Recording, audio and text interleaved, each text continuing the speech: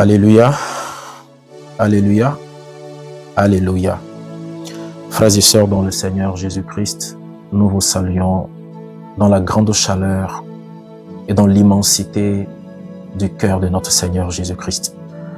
Et nous demandons ce soir à sa grâce, à sa puissance, de venir reposer sur la vie de quelqu'un, sur la vie de toutes les personnes qui nous prennent en marche en ce moment, que ce soit dans la nuit que vous vous trouvez ou dans la journée là où que vous soyez, que le Seigneur localise votre position et qu'il vous bénisse maintenant. Alors ce soir, il nous a été donné un thème. Et ce thème, c'est la parole. Et ce thème sera articulé autour du livre de Jean, en son chapitre 1er, versets 2, 4, 12 et 13.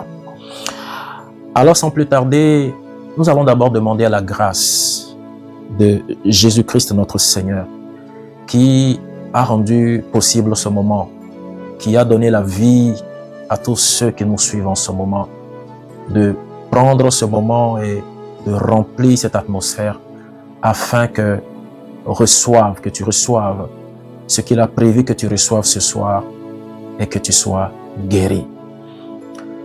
Parce que cette parole est une parole puissante, est une parole vraie.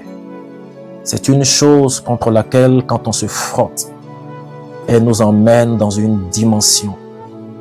Cette dimension que nous n'avons jamais explorée. Il s'agit de la parole de notre Père. Et avant de la comprendre, je dis souvent aux personnes qu'il faut aller chercher en réalité ce que nous sommes. Et lorsque tu découvriras ce que tu es, tu découvriras le vrai sens de cette parole. Alors l'intitulé de ce soir, notre thème, c'est la parole. Alors la parole, qu'est-ce que c'est? Nous allons parcourir ce livre de Jean chapitre 1er pour trouver à l'intérieur de ce livre quelque chose de vraiment puissant, qui est en train de nous dire en ce moment que elle était au commencement avec Dieu. Cette parole, elle demeurait avec Dieu, elle était avec lui. En elle était la vie, et la vie était la lumière des hommes. Alors on nous dit que en cette parole était la vie. Cette parole était remplie de vie. Et cette vie donnait également vie aux hommes. Lorsque les hommes sont rentrés en contact de cette parole, les hommes ont commencé véritablement à vivre. Ce passage nous dit pas que les hommes ont commencé à exister, mais ce passage nous dit que les hommes ont commencé à vivre. Alors dans cette parole, il y avait la vie. Mais ce qui est plus important dans cette parole et qu'on nous dit ce soir, à propos de la parole, c'est que lorsque tu rencontres cette parole, au contact d'elle, la parole produit quelque chose. On nous dit dans le verset 12 que, mais à tous ceux qui l'ont reçu, à ceux qui ont ouvert les portes, et la parole y est entrée, à ces personnes qui ont cru, à ces personnes qui ont ouvert la porte de leur cœur, et l'ont reçu. On dit que la parole a donné un pouvoir. La parole a donné quelque chose qui a fait que les gens ont été transformés. Les hommes ont été transformés. Quelqu'un a été renouvelé. Quelqu'un est né de nouveau. C'est de ça qu'il s'agit. Il ne s'agit pas qu'on rentre au contact de cette parole et qu'on demeure la même chose. Mais on dit que quand tu rentres au contact d'elle, et cela de manière vraie, quand tu touches à cette parole te donne un pouvoir. Est-ce que ce soit toi qui m'entends, depuis que tu es rentré au contact de cette parole, ou alors au moment où tu es en train de rentrer au contact de cette parole, as-tu saisi le pouvoir de cette parole? As-tu saisi le pouvoir de cette parole? As-tu saisi ce qu'il y a dans cette parole? As-tu saisi ce que les autres ont saisi? As-tu saisi ce que Jean-Baptiste a saisi? As-tu saisi ce que le prophète Oshofa a saisi? Parce que là, on nous dit que lorsque tu rentres en contact, la parole te donne quelque chose. La parole te donne un pouvoir. La parole te transforme. La parole te change. La parole fait que tu deviens quelqu'un de nouveau. Tu deviens quelqu'un de spécial. Tu n'es plus ordinaire dans le monde. Tu n'es plus ordinaire dans le monde. Tu deviens quelque chose de totalement neuf, changé, transformé à la gloire de celui qui t'a fait. Et on ira voir le verset 13 qui nous dit, ces personnes, on dit, lorsqu'elles sont nées de nouveau, elles ne sont plus nées du sang, ni de la chair. Ça veut dire, elles ne dépendent plus de la famille dans laquelle elles sont nées. Si ces familles étaient des familles pauvres, si ces familles étaient des familles riches, si ces familles étaient des familles handicapées, on dit que ces personnes qui sont nées de nouveau au contact de la parole, qui ont touché la parole, et dans la vie de qui la parole a fécondé quelque chose, ces personnes-là n'ont plus dépendu de ce qui les avait fait venir au monde. Mais ces personnes ont été transformées, ont été changées par la volonté de celui qui nous a fait. Alors on ira voir dans le verset 17 de toujours Jean 1er qui nous dit, car la loi a été donnée par Moïse, mais la puissance sont arrivées par Jésus-Christ. La puissance sont arrivées par Jésus-Christ.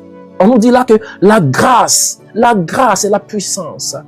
La grâce et la puissance. En ce sens que la grâce te permet de faire ce que normalement ta capacité physique en tant qu'être humain ne te permet pas de faire. Voilà ce que la grâce te permet de faire. Et la grâce s'appelle puissance. La grâce s'appelle puissance, c'est la puissance. Quand on dit que la grâce de Dieu vient sur la vie de quelqu'un, quand on nous dit que la grâce de Dieu arrive, c'est la puissance qui sort. C'est la puissance qui découle de cet être. C'est une chose qui fait que cette personne arrive à faire quelque chose que naturellement elle ne peut pas faire. Et ça, on appelle cela la grâce. On appelle cela la grâce de Dieu. Et cette grâce, elle est arrivée par Jésus-Christ de Nazareth.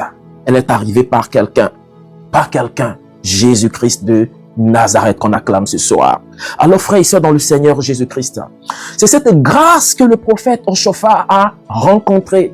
Ce prophète du 21e siècle, celui-là qui n'est pas une chose, qui était une chose spéciale. C'est un individu à part que le Seigneur a mis à part. Et nous allons voir ce que la grâce nous permet de faire. Dans Marc, chapitre 16, verset 17, qui nous dit que celui qui croit et qui sera baptisé sera sauvé. Le verset 17 nous dit, voici les miracles qui accompagneront ceux qui auront cru. On dit qu'il y a des miracles, il y a des choses, prodiges, il y a des choses, il y a des transformations, des choses que l'être humain ne peut pas produire. Il y a des choses que l'homme ne peut pas faire. Il y a des choses que l'esprit se met littéralement à construire sur notre chemin.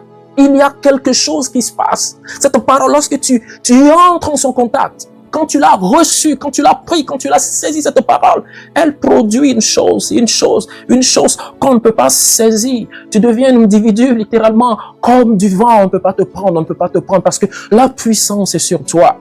Alors on dit que à ceux qui ont cru, à ceux qui l'ont reçu, cette parole, après les avoir transformés, leur a donné la puissance, leur a donné le pouvoir de chasser les démons. Le pouvoir de chasser les démons. Le pouvoir de guérir les maladies, le pouvoir de boire même des poisons et que rien ne leur arrive. On dit qu'elle les a transformés, on dit qu'elle les a changés, on dit qu'elle a fait d'eux quelque chose de nouveau. Ils ont ressuscité des morts au nom de cette parole. Elle est puissante, frère. Elle est puissante, sœur. Toi qui m'entends, es-tu réellement reconverti? Es-tu réellement reconverti? As-tu reçu cette parole en réalité? Tu crois l'avoir reçu. L'as-tu vraiment reçu? Vois-toi. Vois-toi. Prends la parole comme un miroir. Vois-toi au travers de ce miroir qu'est la parole. Pour voir si quelque chose a changé dans ta vie depuis que tu as connu cette parole. Tu dis l'avoir connue. Tu dis avoir fréquenté cette église. Tu dis l'avoir poursuivi pendant 30 ans. Tu dis l'avoir connue depuis 40 ans. Mais cette parole, est-ce que tu l'as rencontrée? Tu as connu la parole qui change? Tu as connu la parole qui transforme?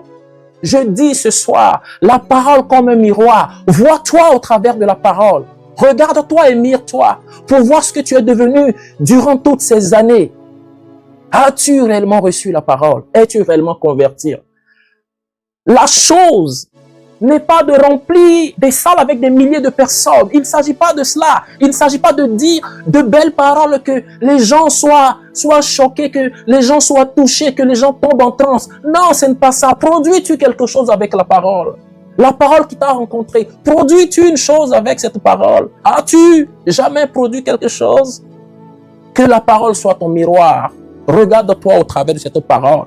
Alors nous allons aller voir dans cet autre livre merveilleux qui est le livre de Romains, qui vient nous dire quelque chose de tout spécial concernant cette même parole, qui nous dit que si tu confesses de ta bouche le Seigneur Jésus-Christ, et si tu crois dans ton cœur que Dieu l'a ressuscité des morts, tu seras sauvé.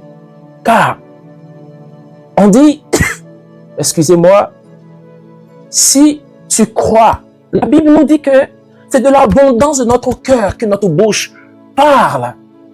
Si elle dit que c'est de l'abondance de notre cœur que notre bouche parle, alors dis, lorsque tu l'as reçu, lorsque tu as été rempli, que tu confesses, que de ton gosier, tu sors que Jésus est sauveur, que le Christ est sauveur. Tu as tout gagné. Tu as tout compris. Alors ce soir, je viens vous parler de ce personnage, ce prophète du 21e siècle qui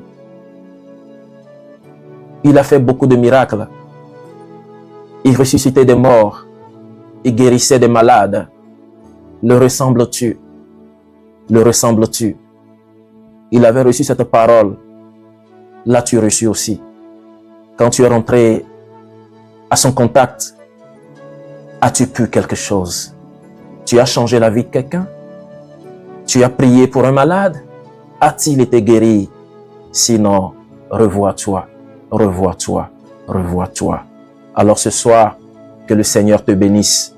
Là où que tu te trouves en ce moment, que l'Esprit de Dieu te localise, qu'il te bénisse, qu'il fasse de toi, pas celui qui entend seulement cette parole, pas cet auditeur oublieux, mais qu'il fasse de toi celui qui l'ensemence, celui qui plante cette parole dans son cœur, dans son esprit, dans son âme, que cette parole germe et qu'elle produise du fruit. Alors ce soir, frères et sœurs dans le Seigneur Jésus-Christ, soyons tous bénis de là où nous nous trouvons en ce moment, que le Seigneur fasse quelque chose de nous, que nos vies soient la gloire de Dieu, que nos vies soient la gloire de Dieu, que nos vies ne soient plus des vies ordinaires, mais que nos vies soient la gloire de Dieu. Alors que le peu que nous avons entendu ce soir soit avec nous et que le Seigneur nous bénisse. Alléluia à tout le monde. Merci.